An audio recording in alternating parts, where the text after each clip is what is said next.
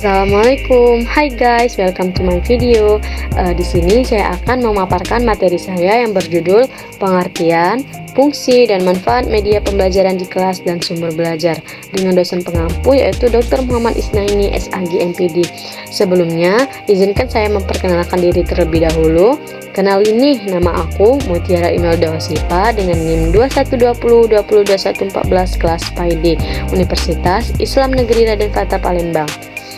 Di sini yang pertama saya akan menjelaskan materi mengenai pengertian media pembelajaran. Nah, jadi media pembelajaran ini adalah suatu alat bantu yang digunakan untuk menunjang pelaksanaan proses belajar mengajar mulai dari buku sampai penggunaan perangkat elektronik di kelas. Jadi media pembelajaran ini yaitu suatu sarana atau alat untuk membantu di dalam proses belajar agar tercapainya suatu pembelajaran dengan mudah. Selanjutnya yaitu fungsi media pembelajaran di kelas. Nah, banyak sekali fungsi dari media pembelajaran ini yang dapat kita ketahui. Salah satunya yaitu yang pertama, dapat memperjelas penyajian pesan agar tidak terlalu bersifat verbalistis. Yang kedua, mengatasi keterbatasan ruang, waktu, dan daya indera. Yang ketiga, mengatasi sikap pasif anak didik.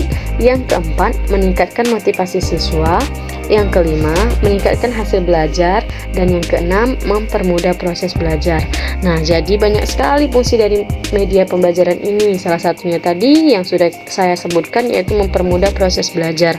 Tidak hanya mempermudah proses belajar, media pembelajaran juga dapat meningkatkan atau membangkitkan motivasi siswa dalam belajar. Jadi siswa di dalam belajar itu lebih semangat dalam belajarnya. Ketika ada media pembelajaran, siswa akan lebih bersemangat dan lebih mudah dalam menangkap apa yang diajarkan oleh guru tersebut. Selanjutnya yaitu manfaat media pembelajaran di kelas. Adapun manfaat media pembelajaran di kelas, menurut Sujono dan Rifai yang mengemukakan manfaatnya yaitu pertama, dapat menarik perhatian siswa saat belajar sehingga dapat menumbuhkan motivasi belajar siswa.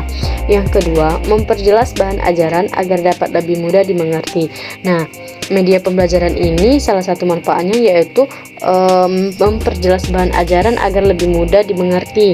Jadi ketika kita mengajarkan sesuatu kepada siswa, nah agar siswa lebih mengerti apa yang diajarkan, maka kita dapat merealistiskannya dengan media-media pembelajaran seperti menonton video di YouTube ataupun membawa patung-patung peragaan, yaitu semua media pembelajaran yang dapat kita gunakan untuk menunjang proses belajar kita.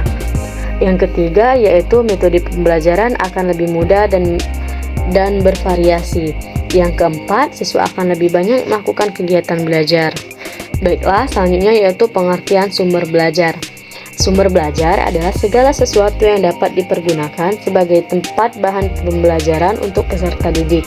Sedangkan sumber belajar menurut Sujono dan Rifai adalah suatu daya yang bisa dimanfaatkan guna kepentingan proses belajar mengajar baik secara langsung maupun tidak langsung, sebagian ataupun keseluruhan.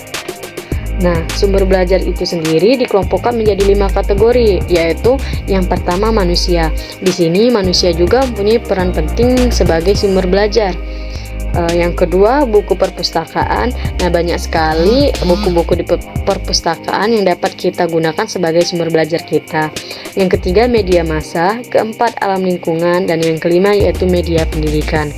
Saya rasa itu saja materi yang dapat saya paparkan. Saya akhiri, wabillahi taufiq wal hidayah. Wassalamualaikum warahmatullahi wabarakatuh. Bye bye guys. Thank you so much.